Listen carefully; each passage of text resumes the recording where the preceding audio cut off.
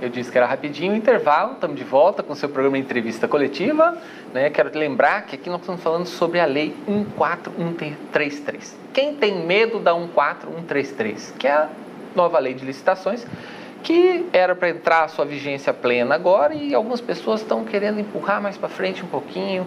Se você vê o primeiro bloco, você vai entender um pouquinho dessa procrastinação que tem no brasileiro um eco, parece permanente, né? Nós estamos aqui conversando com o conselheiro substituto do Tribunal de Contas do Estado de Mato Grosso, Luiz Henrique Lima.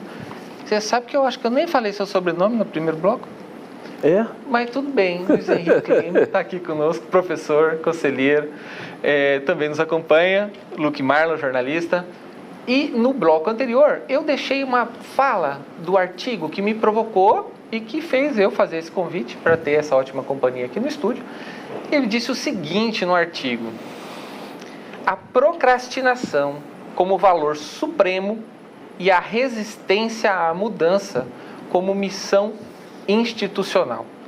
E aí, a minha dúvida é assim, vindo do senhor, né, do lugar que o senhor ocupa, com a sabedoria e a didática e o trabalho que o senhor desenvolve, ou me gera uma desesperança terrível, ou reforça uma crença, né, que a gente ainda está a milhas de distância de uma gestão pública realmente eficiente, que é o sonho e é o que a gente trabalha todo dia para fazer. Veja, o nosso papel nesses artigos é provocar o debate, provocar a reflexão. De fato, no Brasil, existe essa tendência forte à procrastinação. Nós já citamos aqui a Política Nacional de Resíduos Sólidos, essa prorrogação da analógica 8666 até o final do ano, que talvez depois ainda queiram prorrogar mais à frente. Mas em outras áreas também. Em 2014, foi aprovado o Plano Nacional de Educação com uma meta para 10 anos.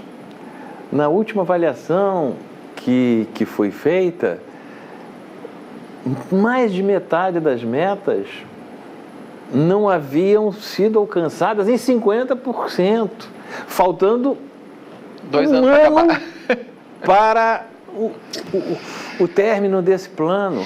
Isso na educação, que é algo fundamental. Então, é muito importante que essa crítica seja feita e que haja essa cobrança por parte da sociedade. Olha, nós temos hoje instrumentos tecnológicos para aprimorar as contratações públicas. E nós não tínhamos um instrumento legislativo, porque éramos regidos por uma legislação analógica, 8666. O Congresso aprovou a 14133, que permite, facilita, estimula a utilização desses instrumentos de contratação digital, que elimina documentação, que elimina papelada, que elimina burocracia, que multiplica a transparência. E aí nós continuamos usando aquela lei antiga, burocrática. Continuamos na papelada. Não faz sentido. Isso é contra os interesses da sociedade. Isso atrasa a modernização da administração pública. Então, nós temos que cobrar. Bom, a gente tem que cobrar e tem que cobrar mesmo e tem que aprender a cobrar, né? Então, esse processo da gente entender melhor o controle público. Porque tem uma diferença entre uma democracia plena e uma democracia representativa. Nós vivemos uma democracia eleitoral, meramente representativa. Né? Por quê? Porque não há uma fiscalização e um controle do cidadão, sua, minha, de nós todos. Né?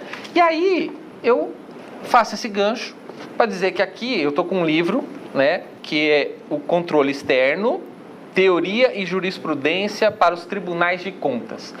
Controle da sociedade, quanto maior, melhor. O controle tem que ser da sociedade e não do Estado sobre a sociedade. É o Estado que deve servir o cidadão.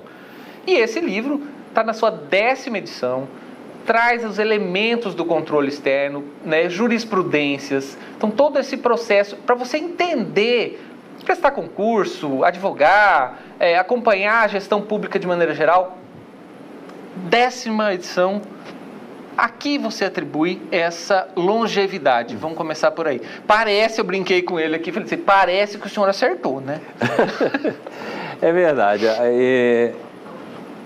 Eu lancei a primeira edição dessa obra em 2007.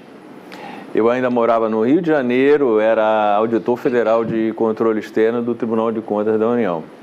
Então, de lá para cá, a minha vida mudou, eu mudei para o Tribunal de Contas de Mato Grosso. A gente agradece, obviamente. Vim morar em Cuiabá, tive um filho aqui, enfim, e fui a cada período escrevendo novas edições, porque é como se escrever um novo livro. Cada nova edição a gente tem que refazer tudo.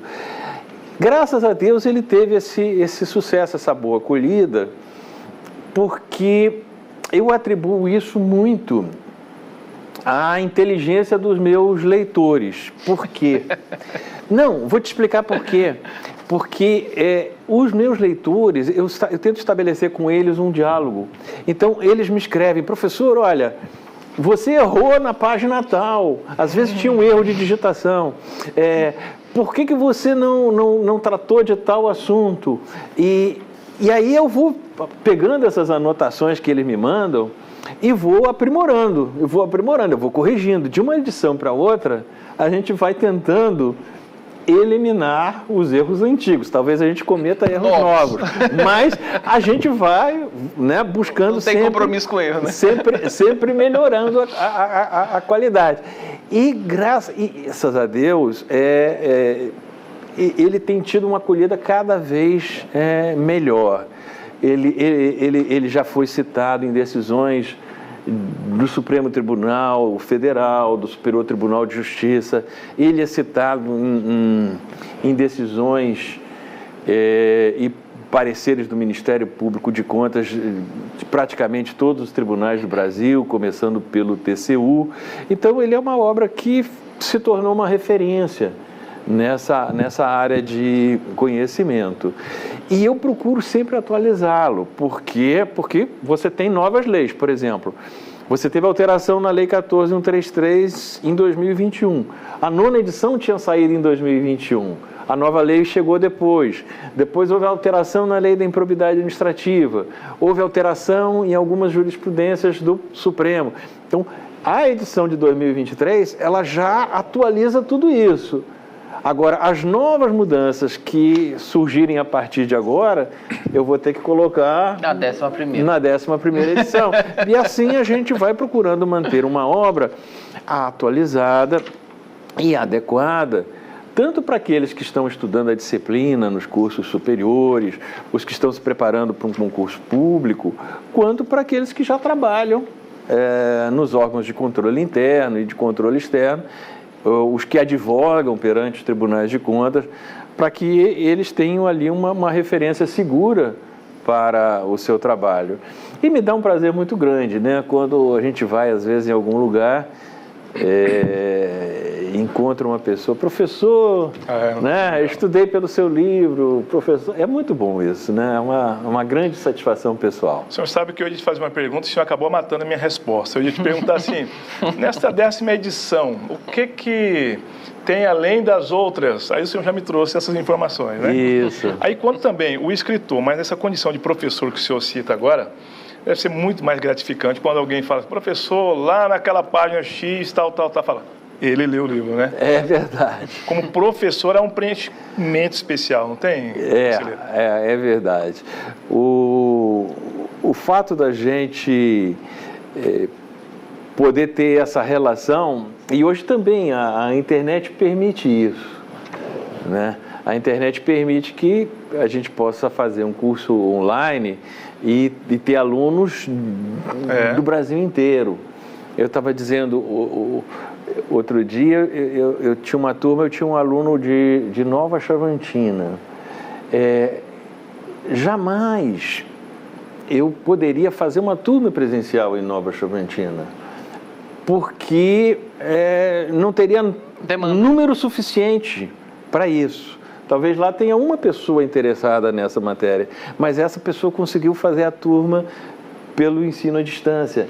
Então, essa tecnologia, ela também ela permite essa democratização de centros que não estão nas capitais, nas grandes cidades brasileiras, as pessoas poderem ter acesso àquele conhecimento que lhes é necessário, que lhes interessa.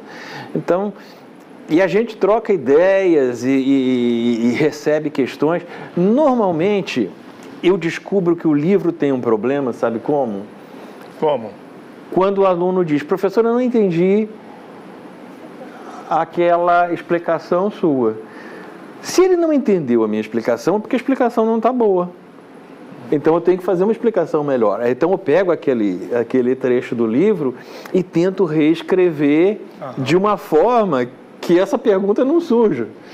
Isso é interessante porque esse processo de aprendizado, ensino e aprendizagem, assim, cada um aprende de um jeito.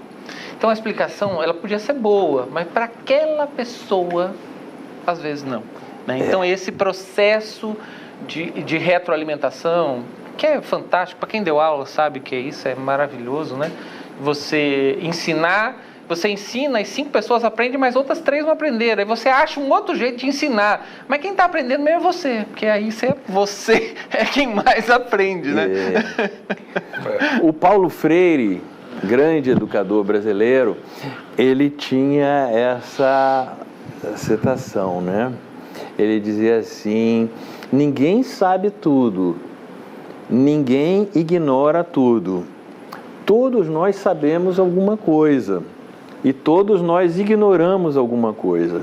Por isso estamos aprendendo sempre, aprendendo uns com os outros. Então, a vida é isso, é um aprendizado.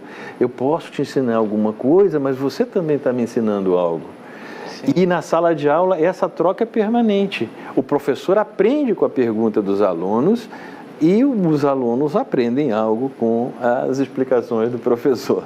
Professor, tem uma figura que é o controlador interno dos órgãos, que de um tempo para cá, vamos dizer assim, ele vem ganhando mais relevância, né? Inclusive aqui na Assembleia a gente tem um órgão de controle interno, que ainda precisamos fazer um concurso, né, para preencher da maneira mais adequada, né, porque hoje em dia o controle interno deve ser concursado, né?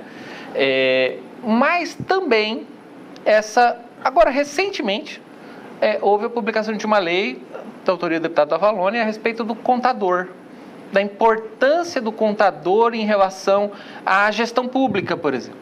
Então, como é que o senhor vê essa coisa? Quer dizer, a gente precisa aprimorar, tem algumas profissões, como a do próprio contador, que tem uma capacidade ou uma compreensão melhor das contas para poder auxiliar a sociedade. Esse órgão de controle interno, realmente ele precisa ser fortalecido. Isso não é só na Assembleia, isso é prefeituras, é governo, é União. Olha, eu sou um grande defensor do controle interno. Eu chamo o controlador interno o craque discreto. Analogia com um time de futebol. Então, um time de futebol, às vezes, ele tem aquele artilheiro que faz os gols, aquele lateral que dá os dribles, né? Que entusiasmam a torcida, o goleiro que defende pênalti. Maravilha. Mas nenhum time de futebol se torna um grande campeão, um grande vitorioso, se ele não tem aquela figura que antigamente se chamava o carregador de piano. É aquele que não aparece, mas organiza as jogadas, auxilia na marcação, ele está presente. Às vezes ele até toca pouco na bola, mas a presença dele, a movimentação dele em campo ajuda a organizar o time. E eu digo que numa administração, o controle interno ele é o craque discreto. Ele não precisa aparecer, mas a presença dele é fundamental. é fundamental porque ele auxilia o chefe do executivo, ou do legislativo, ou do judiciário, enfim, ele auxilia a autoridade superior a ter tranquilidade de que muitas situações que poderiam ocasionar problemas, elas são solucionadas antes de acontecerem, porque o controle interno dá aquela trava. Ele diz, não corrige isso aqui. Já acende o sinal amarelo, né? Então, ele é o craque discreto, que auxilia o time a ser vencedor. E não precisa aparecer. Então, o controle interno ele precisa ser profissionalizado, valorizado muito. E o contador também. O contador também tem esse papel, porque nós todos sabemos da importância de termos contas públicas saudáveis. Então, vamos ter lá as leis orçamentárias, vamos ter lá os balanços, receita corrente patrimonial, financeiro da administração. E o contador é o profissional qualificado para fazer a classificação correta. Aquela despesa é uma despesa que se caracteriza, né, como custeio, como investimento, é uma despesa da função educação, é uma despesa da função segurança. Então, o contador, ele tem essa função, porque se esse trabalho não é bem feito, as contas públicas não irão refletir a realidade da administração, irão transmitir uma informação errada para a sociedade. Então, ele também tem uma importância fundamental. Eu sei que o Luke está querendo perguntar, mas eu estou querendo só lembrar uma coisa que a gente conversou antes. O senhor falou que está lançando um livro sobre a 14133, o senhor está organizando esse livro. É agora para o dia 12 de maio, em Brasília. Então, Sim. Vamos ouvir. Não, sim, vai, continue. Queria que o senhor falasse um pouquinho. Pois é, além do livro Controle Externo, que está na... Que, aliás, saiu do forno faz um mês, eu acho. Exatamente, né? Na dessa edição. Eu estou com outro livro que será lançado dia 12 de maio, no Centro de Eventos Brasil 21, em Brasília, que é uma obra coletiva, não é minha, eu sou apenas o organizador e autor Só o craque discreto. De um dos capítulos. E ela se chama Direito Público em Mutação, : licitações e contratos. É um conjunto de artigos de ministros e conselheiros substitutos de todo o Brasil, abordando aspectos da nova lei de licitações, a 14133. E tem o prefácio do ministro do TCU, o ministro Antônio Anastasia, que foi, no Senado, o relator da Lei 14133. Que maravilha. Professor, agora há pouco o Cláudio mostrou o livro, vou pedir para ele mostrar novamente. E o senhor cita, então, um aluno lá em Chavantina. Nós estamos falando aqui mais de 500 quilômetros daqui lá, muito mais, quase 900. Isso. Agora, esse livro aqui, por gentileza, vamos mostrar agora. As pessoas que queiram saber mais, se interessem pela obra, onde que a gente adquire o exemplar? Bom, nas boas livrarias, em primeiro lugar. Mas a gente sabe que muitas cidades brasileiras hoje não contam com livrarias, infelizmente. Então, elas têm que recorrer às famosas livrarias online ou no portal da própria editora, que é www.grupogen.com.br. E as livrarias online, todas elas oferecem essa obra. Mas se você tiver uma livraria na sua cidade, eu gosto de livraria. Eu acredito que talvez no dia que eu me aposentar, quem sabe eu possa abrir uma livraria. Seria um sonho, só para ficar rodeado de livros e conversando com pessoas que gostam de livros. Mas se tem uma livraria boa na sua cidade, prestigie a sua livraria. Se considera um bibliófilo? Não. O bibliófilo é um grande conhecedor de livros, de obras raras. Não, eu sou um leitor compulsivo, eu sou um amante do livro. O meu vício é livro. Tem gente que coleciona selos, moedas. Eu amo livros, então eu gosto de Às vezes eu não consigo ler tudo, mas eu quero ter aqueles livros perto de mim. Professor, conselheiro, grato pela presença. A gente, infelizmente, chegou aqui no final do programa. Queria deixar o microfone aberto para as suas considerações finais. Olha, eu agradeço sempre a oportunidade de estar aqui com vocês. Esse é um programa que nos deixa muito à vontade e tratamos sempre de assuntos de interesse para o nosso público de Mato Grosso e talvez de outras partes do Brasil que estejam nos assistindo, de modo que eu estou sempre à disposição e muito grato pelo convite, pela oportunidade. Que bom, prazer em recebê-lo, a porta está sempre aberta. Grato, Luque. Um abraço, Cláudio. Grato a você que nos acompanha, que sabe que a TV Assembleia é uma TV pública sem fins lucrativos que a gente faz aqui. Ele levar informação de qualidade que pode fazer diferença no seu dia a dia. Esse assunto especial, com certeza, né, quanto mais você souber sobre controle interno, controle externo, acompanhamento, seja um cidadão. Quanto mais você participa, melhor a gente constrói a gestão pública e a vida, né, dos outros cidadãos e de quem vem por aí, filhos, netos, bisnetos, né? Esse programa você vê às 10h30 da noite, com reprise às 7 da manhã, também no YouTube, youtube.com/TV Assembleia MT. Vai lá, curte, compartilha, é uma informação importante que pode fazer diferença na vida de muita gente. Fiquem com Deus e até a próxima.